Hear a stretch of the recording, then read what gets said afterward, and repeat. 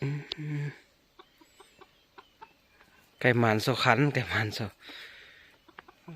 หมออันนี้ตอกเจอกูปั่นไก่เมย์แท้ขันก็บ่ขันอันตัวนี้มาทำอิฐแดนเนาะมาลองทางสิตัวไก่หมันเนี่ยมาทำอิฐบานเลยอ๋ออันนี้เยอะกว่านก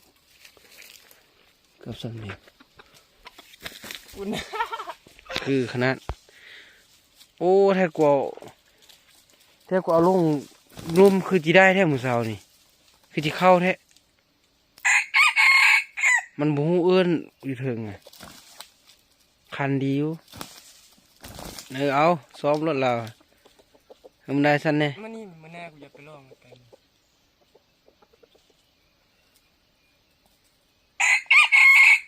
ตัวนี้เราบ่มาสองตัวมาเมื่อทั้งเลยแกงง่วยวะบนเลยเหรอมาเส้นตัวนั้นนะโยนแห้งเลยเด้อโอ้เหลือบักยาว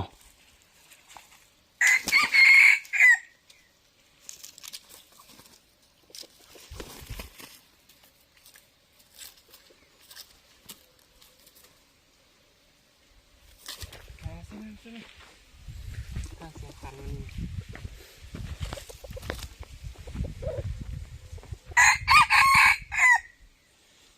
ได้หยวสิจากเทือเลยแม่อันนี้บ่ได้หยวจากเทือตั้ง2-3 เดือนบ่มีตัวไก่หยวเอาไปเสื้อตัวไก่เขาก็อยู่ในอนาคตกว้างโอ้ยมันมาขันตอบแล้วอีกแล้ว